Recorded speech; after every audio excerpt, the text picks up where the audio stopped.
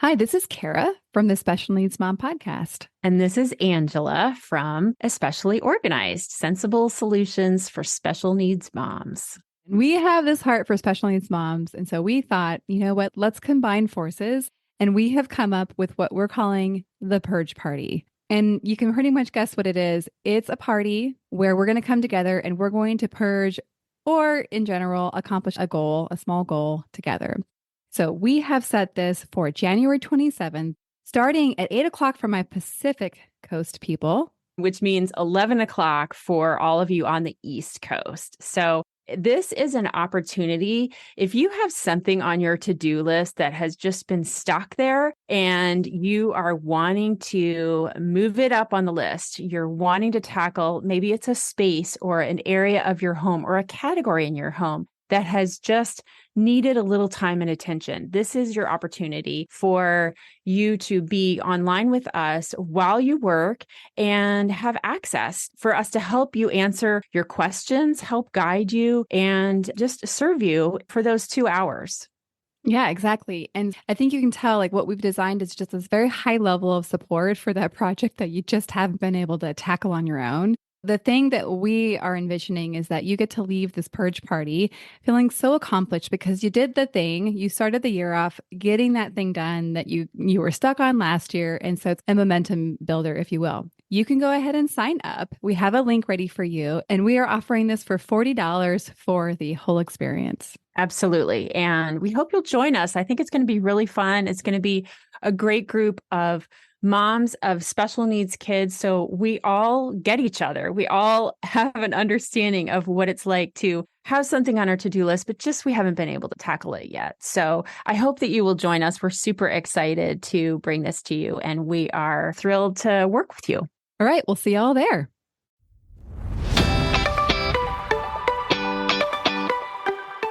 Hi, I'm Kara, life coach, wife, and mom to 4 incredible and unique children. It wasn't all that long ago that my son received a diagnosis that had my world come crashing down. I lacked the ability to see past the circumstances, which felt impossible, and the dreams I once had for my life and family felt destroyed. Fast forward past many years of surviving and not at all thriving, and you'll see a mom who trusts that she can handle anything that comes her way and has access to the power and confidence that once felt so lacking. I created the Special Needs Mom podcast to create connection and community with moms who find themselves feeling trapped and with no one who really understands. My intention is to spark the flare of possibility in your own life and rekindle your ability to dream. This isn't a podcast about your special needs child. This is a podcast about you.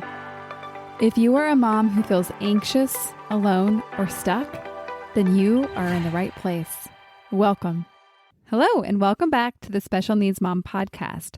Today's episode includes a conversation with Dafne Wiswell, and I met Dafne, no surprise here, through Instagram. It's where I meet most of the moms that I get to expand and bring into the Special Needs Mom community of the podcast.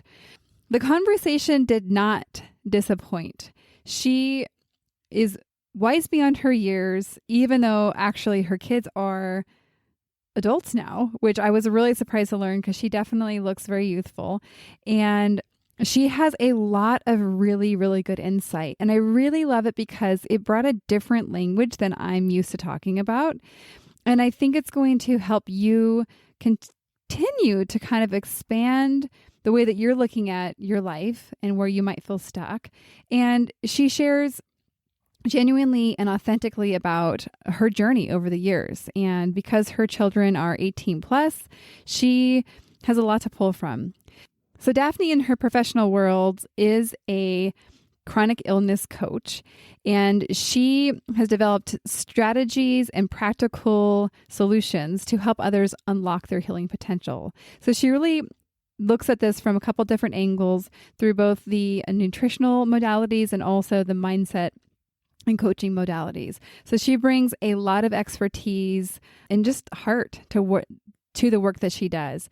I know you're going to really want to check her out. So make sure to go and follow her and even just thank her for being a guest on this episode. So without further ado, let's get right into the episode. Hello, Dafne. Welcome to the show.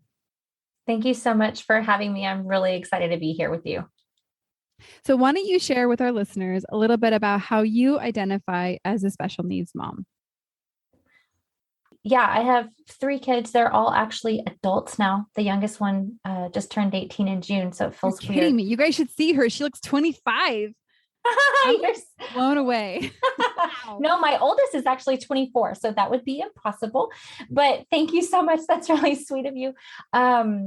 Yeah, so they're all actually adults. And so right now, how I identify as a special needs mom is very different than how I did over the last 2 decades, because they've all grown up and we're in this season of helping them transition and learn how to advocate for themselves. But even that feels really strange to me because, you know, other people who have kids, my kids' age, like they're going off to college and they're doing what I would say are quote unquote normal things for kids, my kids' ages. But because they're 24, almost 20 and 18, but we're not doing those things, and not because they can't or because it's not possible, but it's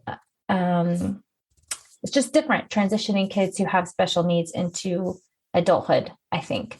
But over the course of the last 2 decades, like as a mom raising kids, like when they were little, I can remember it feeling very, just overwhelming, exhausting, scary, because I just had so many fearful thoughts about their future, about my future, about all kinds of things that could happen and the what ifs, and just being afraid all the time that maybe I wasn't doing things right, or like even little things like discipline. I can remember as a mom thinking like, so one of my kids, the youngest, is type 1 diabetic, which means he requires insulin 24/7. And there are all these devices and there's lots of math. And I never was really good at math. I got really good at it when his life depended on it. Really good at it when his life depended on it. Like, this much can kill him. This much can make him go into a coma. I'm like, oh my gosh, I have to get good at math. So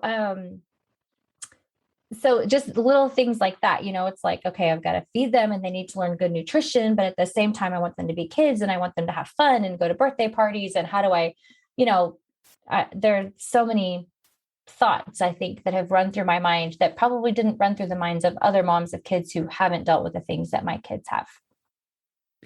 I think you're probably very right about that. And I think, yeah, the desire for having your children have a lot of the experiences that you would want for your children, like going to a birthday party. Mm-hmm. I think a lot of us can relate to that. And then having the very real threat of, or tell me that if this is right, like that if he were to not manage himself well in terms of eating or balancing his sugars, that could actually become a very life critical event for him. Is that correct? It can be fatal in just a matter of days. Yeah. Mm-hmm. So real threats. I actually just recorded an episode on anxiety and worry. And yes. I think it's, you talked about discipline as a special needs mom. I think anxiety and worry as a special needs mom, I think a lot of times we can justify, well, I have to worry about this, or I have to be anxious about this because my child could die. Yes. And so I kind of speak to that real threat of, yes, there's actually a validness to the thought something bad could happen. Right. But then I think there is an opportunity for how we show up in terms of worrying and being anxious about it. Yes. And so I think that's just kind of what that brought up for me when you shared that. Can I say something about that further? Yes. I learned something from, I don't know if you've ever seen or read The Shack. I haven't. I've heard of that book often, but I've never read it. I think I was supposed to at one point, but I rebelled. There's a lot of controversy around it, of course, but I love it. And I love the author, and he's written some other really great books. And I've heard him speak a couple of times. His name is William Paul Young. But one of the things that he talks about that really like switched something in my brain when it comes to worry and fear and anxiety is he calls it future tripping. He's like, if you're worrying about something that could possibly happen in the future, then you're stealing the joy and the peace that you could be having today, because that's not happening right now. And don't you know that if X, Y, Z, whatever it could be, happened in the future, you would have all the grace that you need then. And so right now, he says, let's live in the grace of one single day, like just the grace that we need to get through today. Let's live in that place. And that changed so much for me. I think you summarized up the entire podcast that I recorded in like 3 sentences. Well, let me tell you, it took me 5 years of like studying and listening and learning and praying and to be able to summarize it that way. Lots of internal work. Yes, likewise. Very, very much likewise, but really a really great description of future tripping. And I think what you and I see, and I think what we really, really want all special needs moms to see is the possibility that we all have inside of the circumstances that we are dealing with to still like have this presence now, experience now, in spite of the very real circumstances that can feel very scary. Yes. So actually we're going to jump right into something I wanted to talk to you more deeply about, because this is something that you had shared on your website as I was getting to know you. I'll read what you said. Okay. You wrote, I asked him referring to God, to show me how to live in peace when I am still waiting for the answers to many faithful prayers I've prayed for my children and for others to receive healing. So in just putting it in more context, it sounds like you're at the space of desiring something different than you have now and not yet being there. And you're talking about the possibility of having peace now. Now, before I toss the question over to you, I just want to also put in that this is the thing that I hear most common in the moms that I speak with, is the waiting, is the idea that they can't be happy or joy-filled or peace-filled or whatever the thing is that they would desire over where they are at now, which is most often stuck and afraid and paralyzed and not like hope, right? Like anything, they don't want to be that. And then they think that they're going to feel better when their child gets healed or when the circumstances change. So speak to us a little bit about that. Go into more depth about what you've learned, your perspective, and really how you see the possibility of peace now. Okay. Well, one of the things that I feel like God showed me when I felt desperate for peace, honestly, after years of, I don't know how much your listeners know about type 1 diabetes, but it is a 24/7 nonstop, always doing the math. If they drink a little bit of milk or have a bite of a cracker or whatever, like you've got to calculate and you've got to dose, and it's not just food. It's exercise and stress and illness and hormones and the weather changing and altitude changes. And I mean, there's so much stuff that goes into keeping it balanced. People are like, oh, is he stable yet? I'm like, first of all, don't ask me that question ever again. Like his pancreas doesn't work. Like I can totally relate to that, because my son does not have type 1 diabetes, but we do manage medications that would to do nearly as much math as that. But yeah, it's like my joke is like, he's manually operated. He's not an automatic. Yeah. And I'll ask people like, do you know how much insulin your pancreas is producing in your body right now? And they're like, no. And I'm like, okay, right. So how would you know how much you need? Like your body does it automatically. We're trying to guess all the time. That's very stressful. And so I felt desperate for peace, really desperate for peace, because that is chaotic. It's frantic. It's especially when he was diagnosed when he was 2. So there was he couldn't help me. He couldn't understand it. He couldn't ever take it over. Like I was managing this care for him 24/7. And I have an amazing husband. I should point that out, but he worked in the oil industry. He was gone 6 weeks at a time. So it wasn't like he wasn't participating. I always feel like I need to tell people that. I don't know why, but, cause he's a great guy, but, anyway, so I just was feeling desperate for peace. And I feel like my perspective shifted when I had been praying for healing and healing hadn't come. And I still pray for healing. I want to say that too. Like I will always and forever be asking for healing. But I felt like my perspective shifted when I realized that healing can come in so many different forms. And while my son hasn't supernaturally had a new pancreas form in his body, he has the miracle of an insulin pump. He has the miracle of insulin, like a man in the 1920s invented insulin, which before that time, when people got diagnosed with type 1 diabetes, they were given a year to live. And so my son would have died by his fourth birthday, and he didn't. He's 18. And so, to know like, okay, he doesn't have a new pancreas and he's got all of these struggles and trials, and I'm in all of this with him, but he's alive. He can play baseball. He can, go to school. He can go to work. He can make friends, and he can live, and if he can live, shouldn't I live, not in fear, not in worry, not in anxiety, which it still pops up. I mean, I'm a mom, he's my kid. So it still pops up and I have to fight that. But it doesn't steal my peace in every moment of every day the way that it did before, because I can see how, this miracle of technology, and now he's got a service dog that we're training. Like there's so many things that we have to help him live a good life that it makes me feel free to live a good life too. So what are the things that when anxiety does come up for you that you use to guide you back to experiencing peace? So I use something called inner healing prayer.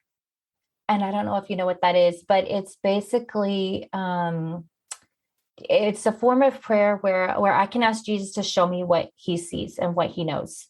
And the Bible says that we have access to his thoughts.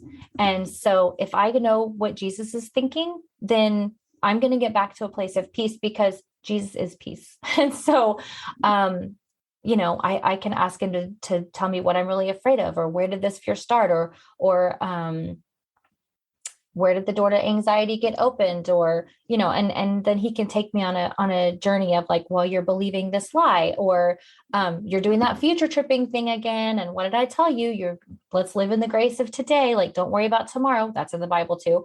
And so I can ask him also. He's always reminding me of things that he's done before in situations where I felt afraid, so that I could get back to peace. So I feel like a lot of times the strategy for me is, okay, sit down with Jesus. And I don't even have to be sitting. I can be driving. I can be washing dishes. I can be doing the laundry. That weirded me out for a long time. I was like, well, I need to get in my prayer room and I need to have my journal out. But now I'm like, no, I need this like in every moment of my day. And so I'm just going to talk to Jesus wherever I am, and he's cool with that. So why shouldn't I be? So, I can ask him like, what is this fear? What is this fear really about? Because fear is really just rooted in not feeling like we're in control, not feeling safe. And so if I can ask Jesus what the fear really is, or why I'm feeling out of control, or why I'm not feeling safe, and he can show me that, then I can ask him to make me feel, he is my safety. He is my security. And he can remind me of all the other times in my life where I felt scared and he was there, and there was strategy, and there was wisdom, and there was supernatural comfort, and all those things. And I can just receive that again in this moment where I'm feeling afraid or anxious. I love the way that you described that. And I think longtime listeners of my show will know that like one of the most common things I say is to be in curiosity. And so it sounds like the experience that you described, how I interpreted it, is this relationship of curiosity in partnership with Jesus. That's exactly what it is. I love it because it adds another layer that I don't usually talk about in terms of that partnership and actually being able to receive something outside of yourself and outside of your own wisdom. And that layer, that extra layer is really a great add-on for people that have faith. And if you don't have faith, I think you can still ask the questions. Oh, yeah. And I think you can still even, maybe you don't say Jesus, maybe for you, it feels more natural to say God. But I think bringing that curiosity and opening it up to what, like, outside of yourself. I love that. So thank you for sharing your process with it all. Yeah, you're welcome. Over the years, as you've obviously practiced this, I'm sure you didn't start off being an expert in it like you are now. Where did you notice that you most often got stuck and didn't feel like you could access peace along the way? I think it was what you mentioned earlier, where you said, I have to worry about this because his life depends on it, And I got stuck there for a long time. because I realized that it was this huge weight that I was carrying on my shoulders that really isn't mine to carry. And yes, he's my son. Yes, I'm responsible for him, all of those things. But am I to carry in my mind and in my physical body the weight of his life? That's way too heavy. So if I can release that to Jesus and say, or to God, or who, and say like, okay, he was yours before he was mine. And if you trust me with him, then I should be able to trust me with him. And then to go back to that, like the grace of one, like to live in every moment. Like, what is that? I'm thinking of when I was little, there was a song, One Day at a Time, Sweet Jesus, whatever. My grandmother used to play that for me. I don't know why I just thought of it, but it took me back to the 80s. But I would get stuck feeling afraid of I was afraid to go to sleep at night because we didn't have the technology back then that we do now, that it would wake me up if something was wrong. So I had to get up every couple of hours. I was physically exhausted and emotionally exhausted. And my marriage wasn't in a good place then because I was, like just giving all of myself to this endeavor of keeping our kids safe and alive. And I didn't have anything left to give anyone. Mm-hmm. So I felt stuck there for a long time. And it took me a long time to realize that my marriage was going to get destroyed. My health was going to get destroyed. All these things that I really valued were going to be destroyed if I kept hanging on to this weight that I was carrying. And so I had to let it go. Amazing. Thank you for sharing that. Cause I think a lot, I definitely relate to that. And I think all special needs moms can relate to the weight of what it's like to have the health, to what we think we have the health of our children in our hands. Mm-hmm. But I think what you're kind of inferring is that like, we don't ultimately have control over it, even when we think we do. Yeah. And I'm glad you brought this up because actually, like I mentioned when this airs, the previous episode will have been on worry and anxiety. And I talked a little bit about the difference between doing something from a place of responsibility and from a place of anxiety or worry. Mm-hmm. And that you might actually do the same things, but they're going to look a lot different. Right. And I was trying to kind of come up with a way to, because I think a lot of people are like you were saying, like, I have to worry. I have to do these things. Otherwise, the consequence will be that something bad happens to my child. Mm-hmm.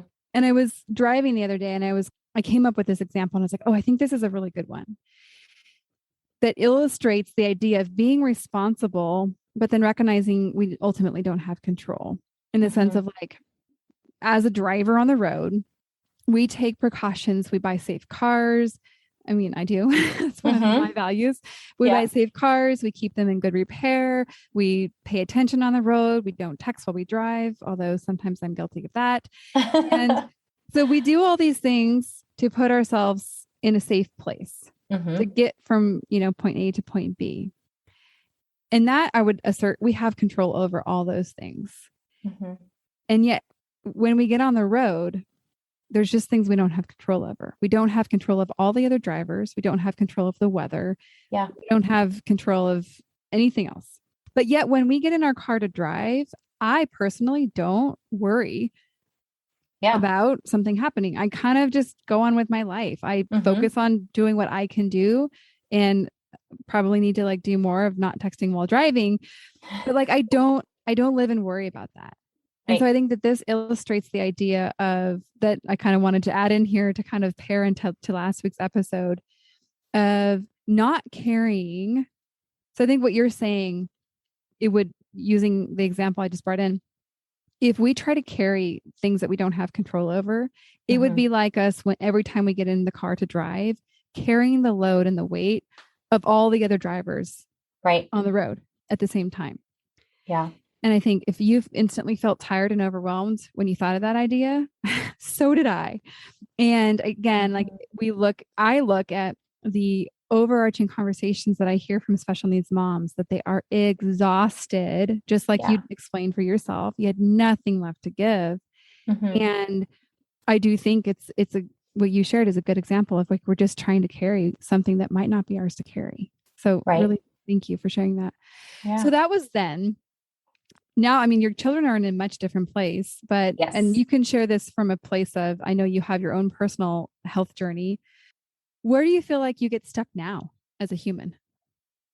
Well, right now I'm feeling really challenged by the idea of our youngest son ever living independently. He's the one with type 1, the one that we got a service dog for last year. We're still working on training, and that's going amazing. But it's first of all, it was challenging to even put in the application for a service dog, because that was like, he's had this diagnosis for 15 years, but there was something about, I mean, we've gone to so many doctor appointments, so many, insurance costs, all this stuff, right? Like there's so much, and you're not in denial. Your kid has this thing. He has for a while, but filling out that paperwork to say like, he needs this animal. Like he can't drive. He can't live on his own. He can't it wouldn't be safe for him to do any of those things if he doesn't have a constant companion to help him stay safe. And that was really hard for me. That was super emotional. Mm-hmm. Because then also he's always been a very private person. Like, I don't want to wear an ID bracelet that people can see, and just has been called out by umpires on the baseball field with different devices that he has to wear on his body, and, all kinds of things. And so I'm like, there's going to be a visible sign with him all the time, like a big red flag. Something is wrong with me, like that's not really, but it's like, No, I love it. Look at me. I have a disability. This is my dog that proves it. I'm like, oh my gosh. And so I've been working through that myself for the last year that we've had this dog, and that we've been training her, and she's absolutely amazing. I just love her. But and she keeps him so safe. He was able to get his driver's license. He just turned 18, but he just got his driver's license right before he turned 18, because it just wouldn't be safe for him to be. Lots of people don't have the same experiences that he has with type 1. And so people might hear this and be like, what are you talking about? But everyone's different, and it affects everyone differently. And so anyway, yeah, that's been incredibly challenging for me as a mom, not for him. He's like, I got this. I'm rolling with it. We're training. I'm taking care of my blood sugars. I'm working. I'm doing what I need to do. He's making plans for college and speech and all those things. But I'm like, hang on a second. Hang on a second. Is this going to be safe? Yeah. It's such a good example. And I relate to it on a lot of levels personally, a couple different ones. And this is one of those ones where like, I don't get caught future tripping here, but I kind of go to the place of like, can I ever imagine my son managing his own medications? I'm kind of like, at this point, no. But then I can remind myself like, well, also he's only 12. And so like, of course you can't imagine that. Like he's 12. He will grow and change and all the things. So I just don't know. But it is one of those things where I'm like, oh my gosh, wow, we have a lot of work to do if that's going to happen. So I relate to you on the idea. And even if, just the idea of handing over the reins to manage that part, like that feel as his mom, and it sounds like it's the same to you. That feels scary. It's hard, right? Yeah. And so there's that part. And then I want to say something real quick here. Go ahead. Do it earlier than you think you need to. I'm like, and what came up for me, I was like, no, I know. Never. Yeah. Maybe not handing it over completely, but I really, looking back with him and with my daughter, with what she's faced, I think there were things that I probably should have been teaching them a lot sooner. Like, just basic things. Like it was their 18th birthday, and we got the thing from the doctor's office that said like, okay, mom, if you want to have access to the portal, they need to sign the thing that says you can have access to the portal. And I'm like, what? Like, hold on a second. And so like teaching them like how to write a message to the nurse in the portal, or how to make an appointment, or how to call the pharmacy and request a refill, or how to, the prior authorizations and like all that kind of stuff. I should have been making them from, I feel like 15 maybe is a good age. Like sit them down, let them see how long you have to sit on hold, how many chains of people you have to go through. Like you talk to this nurse, then you talk to this caseworker, then you talk to this person at the pharmacy, then they don't want to give it to you. So then you do that, like all those kinds of things, start teaching them younger than you think you need to, so that by the time they're 18, they feel well equipped. Because I feel like my kids, when they turned 18, they got those messages. I think they wanted to be able to do those things for themselves, but it felt so overwhelming to them because I just had handled it their whole lives, and not even thinking that was kind of not preparing them well. It's funny because I think like I remember actually my mom teaching my brother how to do laundry right before he left for college. Oh my gosh. They've been doing that a long time, since they were 11 years old. No, and so like it's like more like that's like maybe and I don't know. Everyone has a different way of doing laundry with their kids, but my kids do their own. Yes, but, mine too. Regardless of that, though, it's like that's maybe what typical moms are having to think. Oh, I mean, maybe I should do that earlier. But I think it's a really good point of recognizing, like, hey, this is part of teaching this child, yes, how to be right. And yeah, and even things in public, like handling.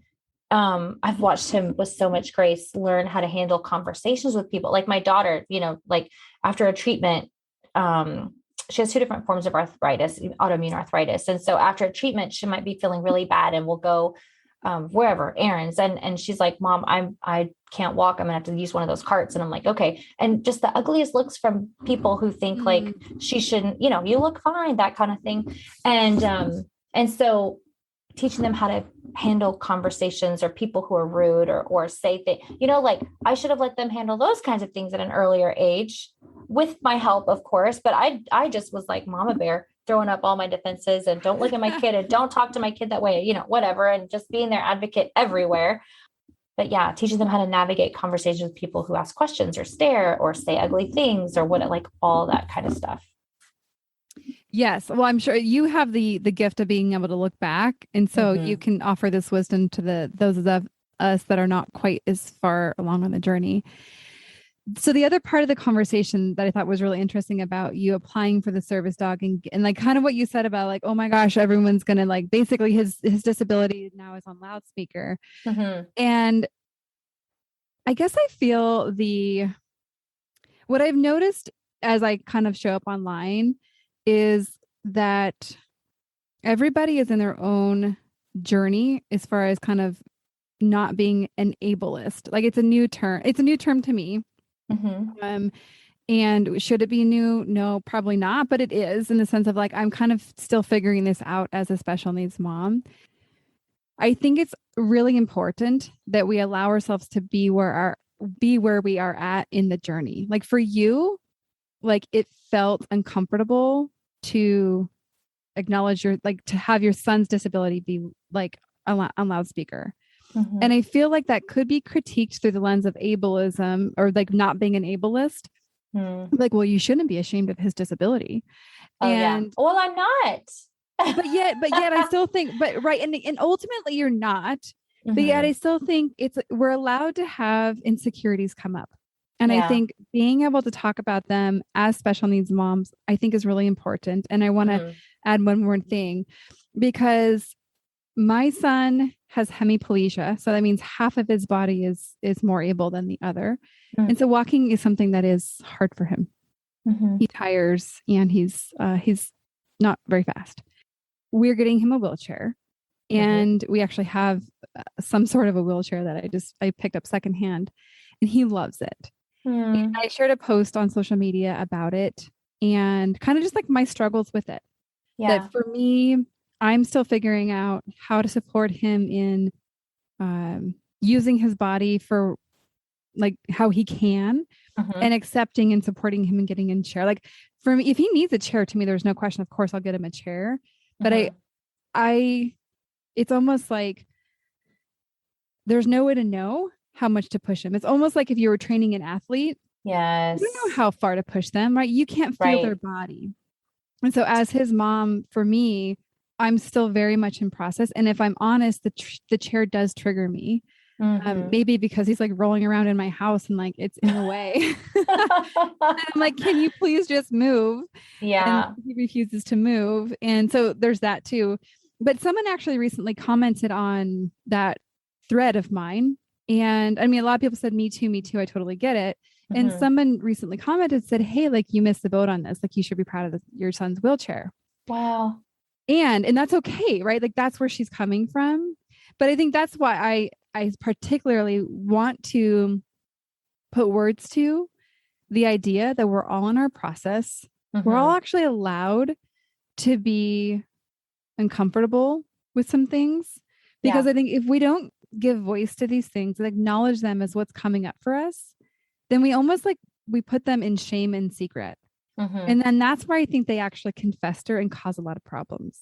Yes. And so that's why I wanted to actually speak to this, both for my own good and like acknowledging I am very much a work in progress still, but also to like give all the moms out there permission to not feel like, oh my gosh, I'm so proud of my child's disability.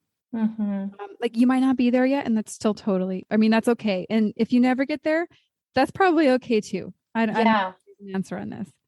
What are your thoughts on all that? I think that sounds strange to me. Why would I don't feel ashamed. I've never felt ashamed of my kids or their disabilities. There's no reason to be ashamed. No, it's not our fault.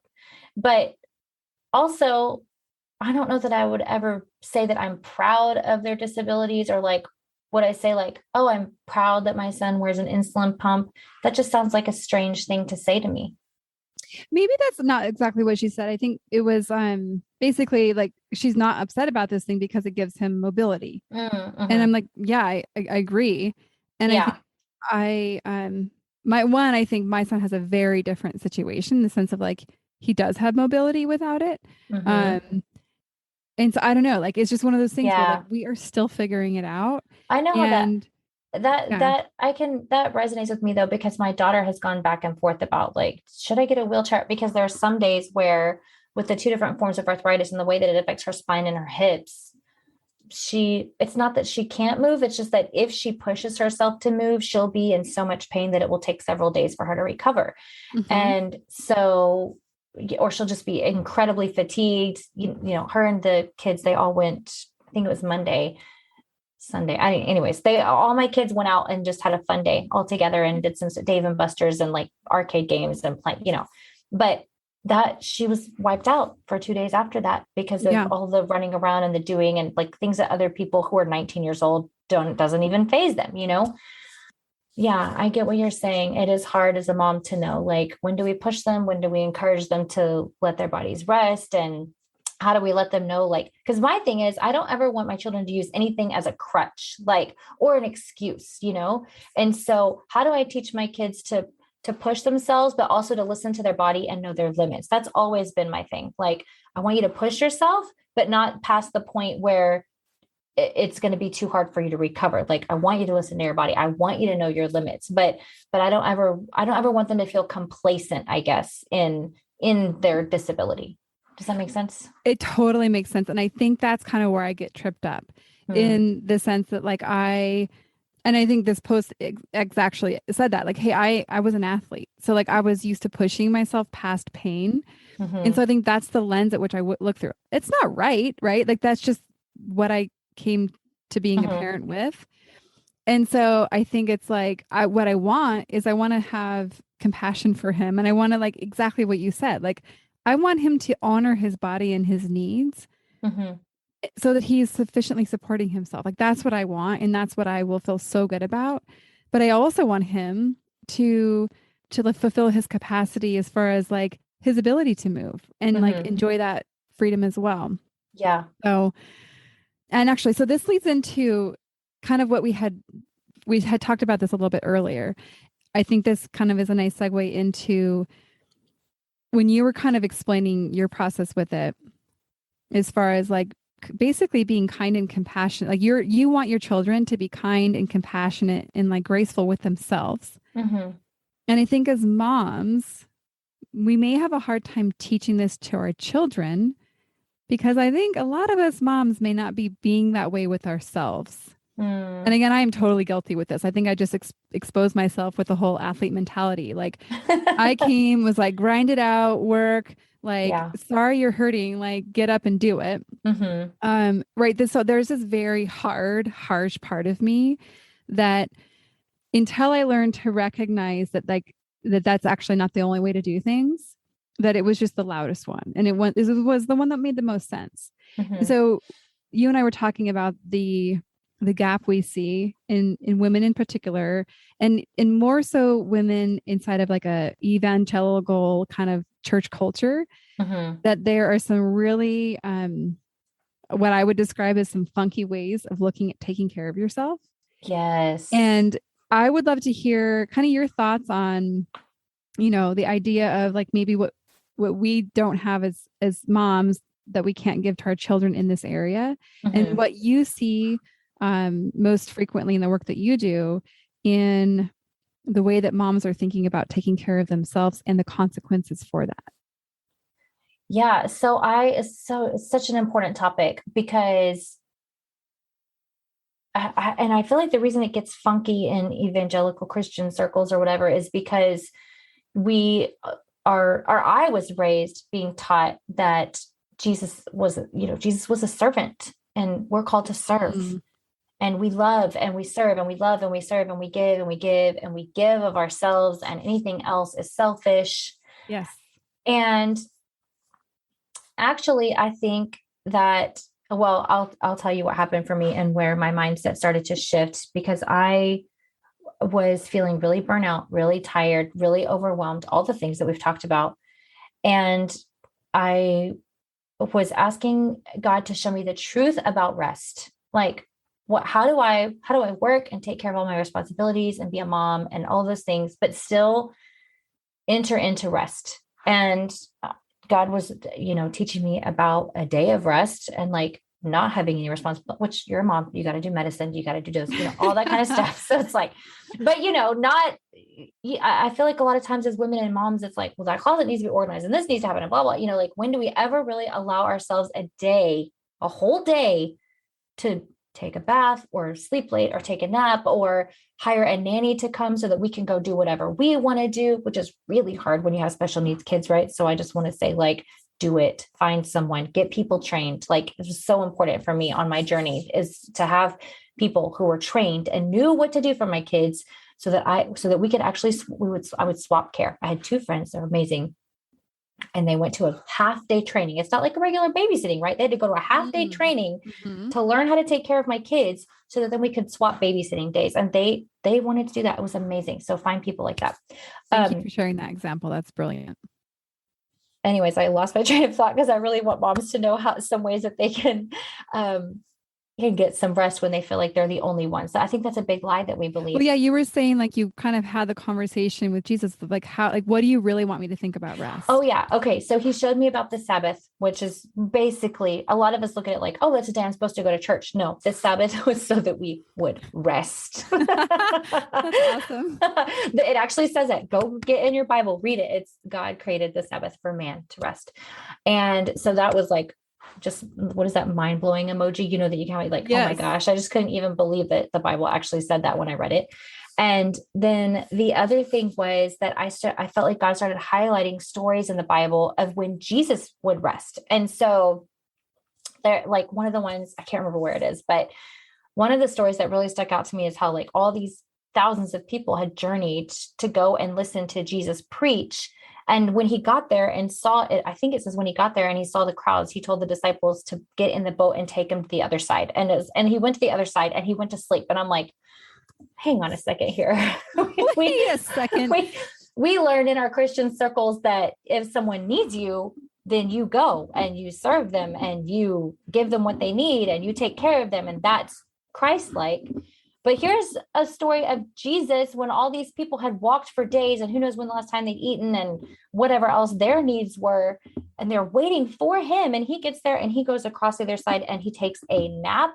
What? It's like, but Jesus knew his limits. I mean, I'm just imagining that Jesus, he was human. Yes, that's exactly what I was picturing. Is like, he knew he needed a solid reset from his travels to be able to give to the capacity that he wanted to give to these people. Yeah. I mean, he was all God, but he was also all man. And so his body must have had limits. And so I love that. I feel like my eyes were wide open that day of how it's not selfish. It's not wrong. And actually I can serve the people I love better when I give myself permission to rest and to take care of myself and to do things that I love and to spend time with people who make me laugh and all the other things that I consider self-care. Yes. I love just the example that how you really shifted what you were looking for in terms of validating the rightness in having rest. And I Mm-hmm. think that part's so important because if we go try to just force it, be like, okay, well, we're supposed to do this thing, so we're gonna go do rest, but we don't change our context around it, we don't change our mindset, then Yeah. likely the experience is going to be still through guilt. It's going to feel horrible, and you're actually not going to experience rest because it's going to be layered with the I'm doing this wrong, I shouldn't be, Mm-hmm. something's whatever. It might be different for each of you. And so that's why I think really shifting the mindset and the narrative around it is the critical piece to first probably even doing it, because likely if you don't shift it, you're not going to Yeah. ever create it as happening. Anything else Right. you want to share in terms of the ways that moms relate to caring for their own well-being? And actually, I hesitate you even using the word self-care because it's so repulsive to so many people. I Like, they know. just want to cringe. And so that's why, and That I get makes me it. Like, sad. yeah. And so that's why I use something like, looking at our well-being, like like Mm-hmm. filling up our own tanks. Yes, I like that. I like that about filling up our own tanks because that's actually one of the, I think, images that I get in my mind sometimes when I'm feeling really tired is I feel like God reminds me like when it's time to fill up your gas tank, you go fill it up because if there's no gas, you can't go and that's your body. And so you need to rest. And so, yeah, I think just being really mindful of those times and spaces where I know for me, it feels like I can't do one more thing for one more person. Don't ask me one single question. Don't ask me what's for dinner, blah, blah, blah. Like I get so overwhelmed. And thankfully, through lots of years of process, I used to have these weird explosive episodes where like everybody in the world knew that like I was done. And that's when they left me alone and let me take a nap or whatever else it might be. But I've learned how to use my voice and my words like a big girl.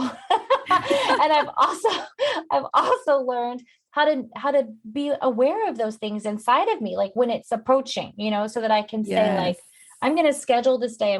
Even though my kids are adults now, right? Like they still need me. I'm going to schedule this day. I'm going to schedule this time. I'm going to let everyone know that, and learning how to say no. I feel like that's so important. Like, why do people feel so guilty when they say no? Or why do they feel guilty when they want to say no, but they don't have a good reason? Like, I remember when Oh, that just wanting to say no is enough. Like, you don't actually even need a reason. Just you wanting do to not, is a yeah, reason.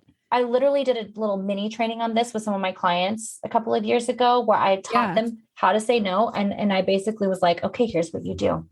Someone asks you to do XYZ and you don't know if you want to do it or if you have the energy to do it or the capacity or whatever, but you don't want to say no right then. And so this is what you say. You say, let me check my schedule. And then you go look at your schedule and you have day of rest or watch TV or cook a fancy, whatever. Who knows what's on your schedule. And you just go back to them and you say, I'm sorry, I don't have any availability for that, but I love you. And thank you for thinking of me. Like, and you don't have to have a reason. You don't have to tell them why you don't have any availability. You just don't. Maybe the availability is in your brain power because you're so tired mentally, physically, emotionally, spiritually. Like, you just don't have it in you. And so it's totally okay to say no. I feel like that is part of women, especially special needs moms' well-being, is learning that it is okay to say no. You don't have to. I mean, if your gas tank is empty, it's empty and you don't go. And it's also okay to say no to your children, Oh, especially your special yes. needs child. I think, yeah. And because I think we were talking about disciplining special needs Mm, children and right? yeah. Was that this conversation? Yes. Um, I didn't get to elaborate on it. I think I went off on a tangent, but no, yes. but the idea that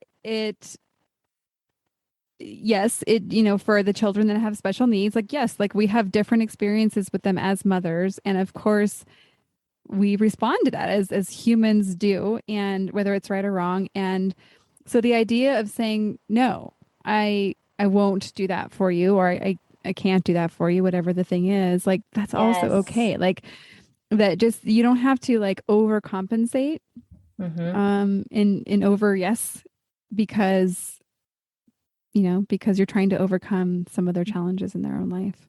Yeah, I know. I think early on that was really hard for me because it's like I felt bad for them. Like I felt Yeah. bad that they were having to endure the things that they've had to endure. And so I just wanted to like over love, over give, over all the things. But then I realized like love that's coming from a place of pity isn't good. Like that's not, they don't need that from me. They don't need my pity. They need my compassion. They need my help. They need my encouragement. They need me to empower them. They need me to teach them and advocate and like all those things. My children do not need me to pity them. And if I think that I can't say no because of a struggle that they're having, no. Yes, and I think one of the things that I think triggers all of us special needs moms is when we see people pitying our kids. Like I I know hate you're it. right.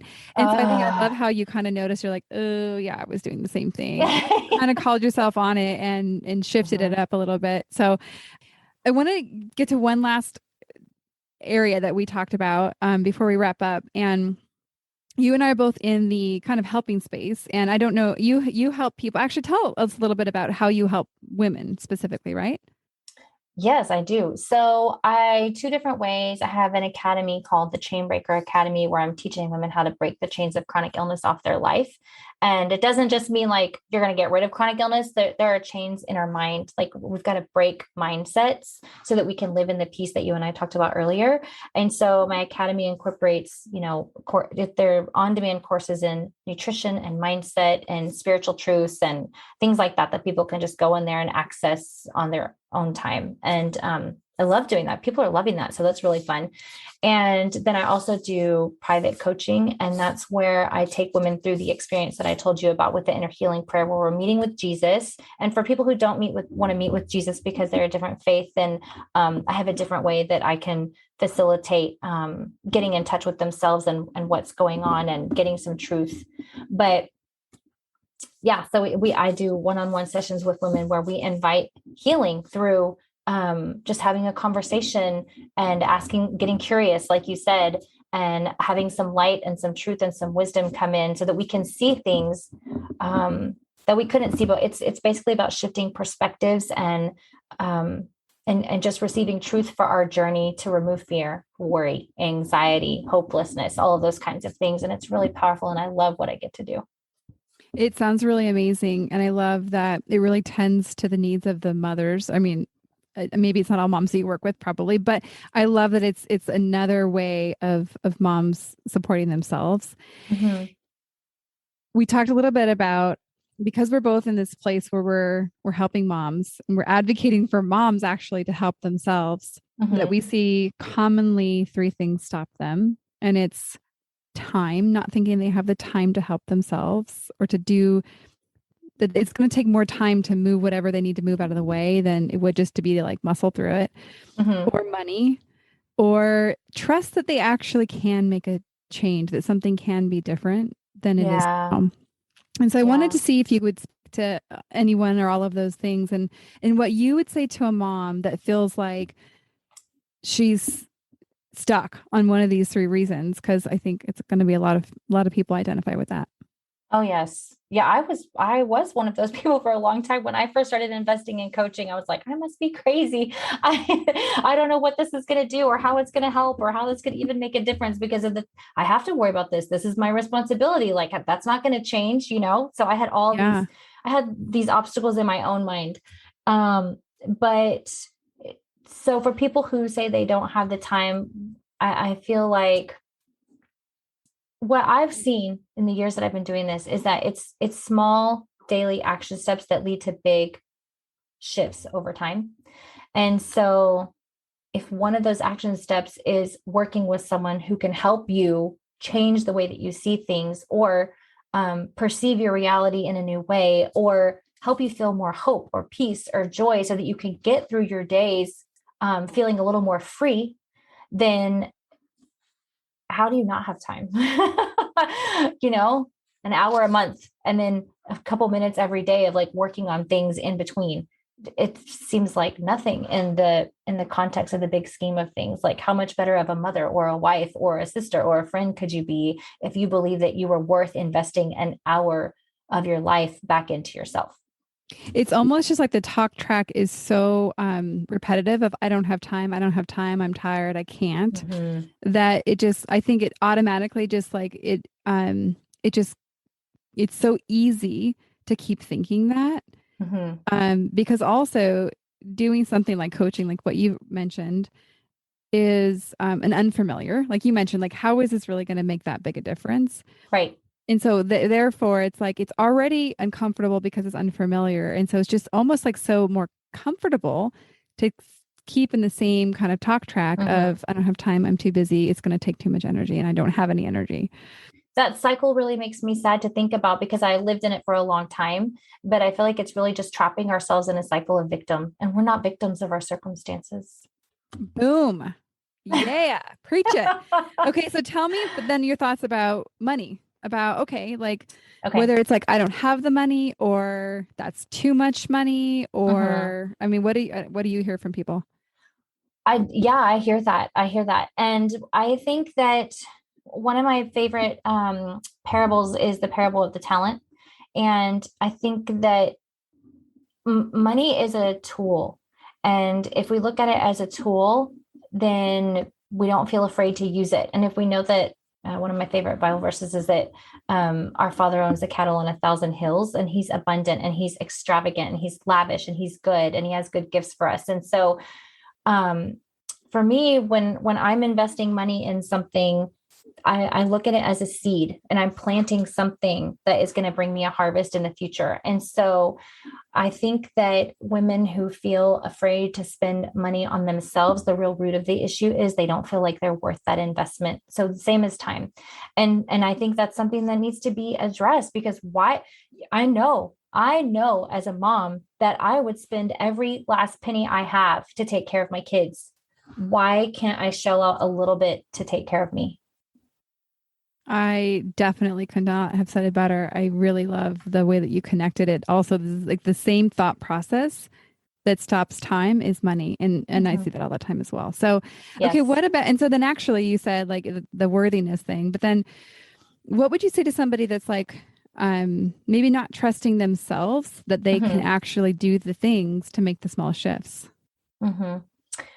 I I think that's exactly why it's great to get into a community of women or a coaching partnership relationship with someone, because if you don't think that you can trust yourself, then why not have someone come alongside you who can call you higher, who can push you on, who can encourage you, who can call out your strengths and your gifts and your talents and your beauty. And I mean, it's vulnerable. It's a very vulnerable process to be real and open and raw with someone. But if you can just imagine how different your life could be by taking that one small step of daring to trust that someone else who has been in your shoes might actually be able to impart something to you that could be of great benefit, then it's worth the risk.